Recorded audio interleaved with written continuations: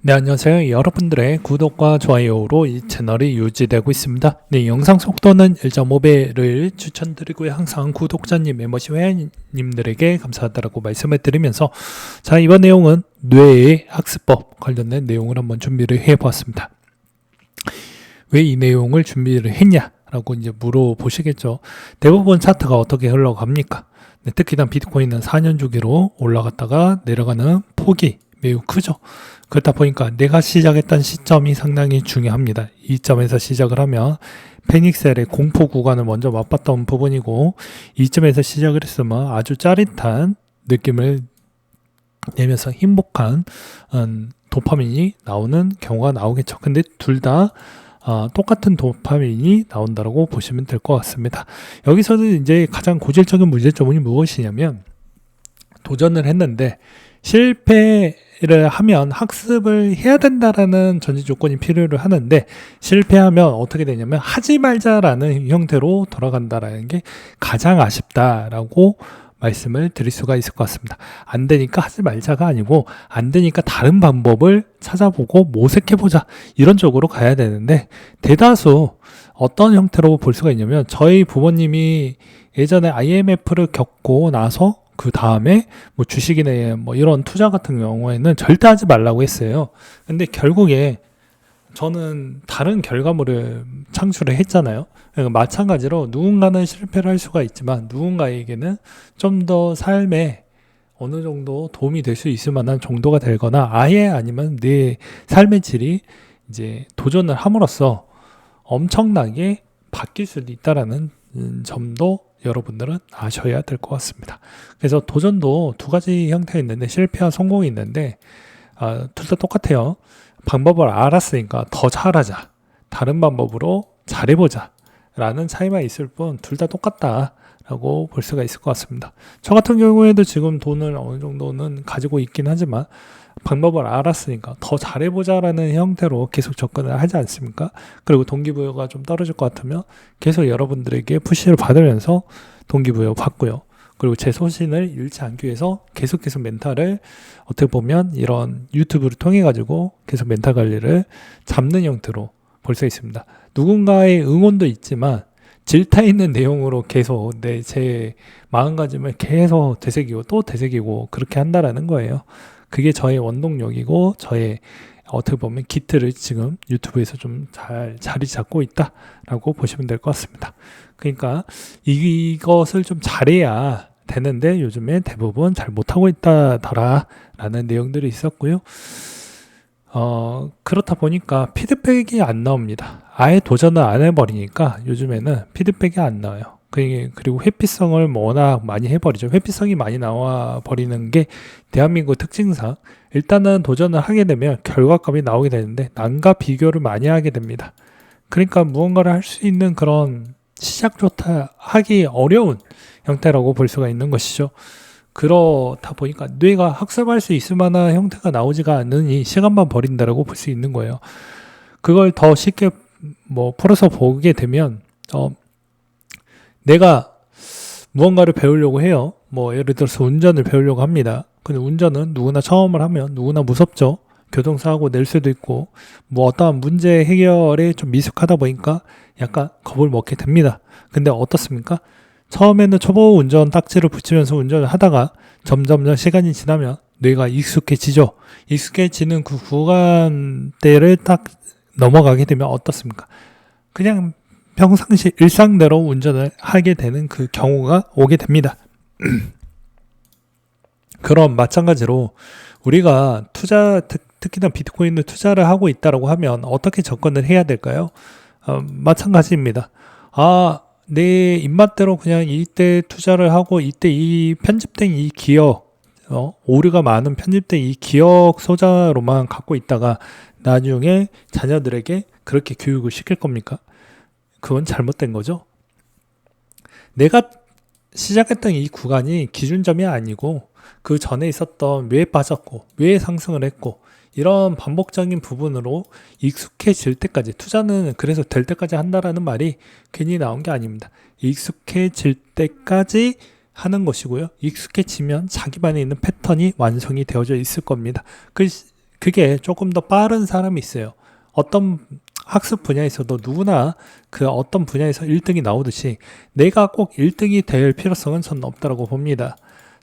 근데 어느 정도 등수 때까지는 폼은 좀 올려놓을 필요성이 있는 것이죠. 근데 여기에서도 마찬가지로 어느 정도 폼이 올라왔다고 하면 내 등수가 나올 것인데 1등을 지향을 하되 포기 않고 계속 하기는 하되 1등이 될 수 없다라고 하더라도 근사치만 가더라도 성공했다라고 볼 수 있습니다. 왜냐면 어차피 우리는 돈을 벌기 위해서 행동을 하는 것인데 행동을 한다라고 하더라도 1,000억 원의 목표를 가졌다라고 해도 이 목표에 거의 근접하려고 했으니까 못해도 100억 원까지는 벌 수 있지 않을까요? 10분의 1 정도가 되는 거니까요. 그러니까 마찬가지로 이게 처음 하기가 좀 어렵지, 그리고 포기하기가 좀 쉽지, 실질적으로 하게 되면 꾸준하게 하는 게 어렵고, 그다음에 어떠한 방식으로 어떤 전략으로 어떻게 합숙을 하는 게 좀 난해하다 보니까 누가 지도를 해주는 게 아니다 보니까 매우 흔히 힘들지만, 그건 자기만의 있는 스타일과 자기만의 있는 그런 형태를 찾아가는 재미로 한다라고 저는 생각을 합니다. 이걸 더 풀어서 설명을 드린다고 하면요, 이래요. 내 자기의 24시간 계획표를 한번 여기 동그라미를 그린 다음에 수면 시간부터 뭐 근무 시간 이런 것까지 다 한번 짤짤이 해서 7일 동안 자기가 무엇을 하고 있는지 한번 진짜로 한번 그려보세요. 그러면 이 시간 안에 내가 투자를 생각하고 있는 시간 내에 할애하고 있는 게 몇 분 정도인지를 보게 되면 대다수 알 수가 있을 겁니다. 내가 정말 투자에 대한 별로 관심이 없었구나 라는 걸 알 수가 있을 것이고요. 두 번째로는 또 투자에 너무 몰두를 하다 보면은 놓치는 부분이 있습니다. 이것도 연령대비마다 좀 다를 수는 있는데요. 일단 20대는 투자를 해놓고 잊어버려도 됩니다. 잊어버려도 돼요. 어차피 시드가 얼마 되지가 않기 때문에. 그리고 만약에 된다라고 하더라도 내 몸값을 올리는데 최대한 노력을 많이 해야 된다고 저는 봅니다. 30대까지도. 그래서 병행하기가 좀 빡세긴 하더라도 그렇게 해야 돼요. 그래야지 일정 이상 손해가 많이 나더라도 커버가 됩니다. 근데 대부분 여기에만 몰두를 한다라고 하면 진짜 어떻게 해서든 고퀄리티를 계속 짜낼 수 있을 만한 연구를 진짜 쉬지 않고 하셔야 됩니다. 안 그러면 진짜 바보가 될 수가 있어요. 바보가 될 수가 있다니까요. 왜 바보가 되냐면 누가 인정을 해주지 않아요. 오로지 내 잔고에 있는 결과값만 인정을 해주죠. 왜냐, 이 직군이 원래 그래요. 그리고 이쪽 투자 시장이 원래 그래요. 네. 그렇기 때문에 이런 이야기를 진짜 진지하게 이야기를 하는 겁니다.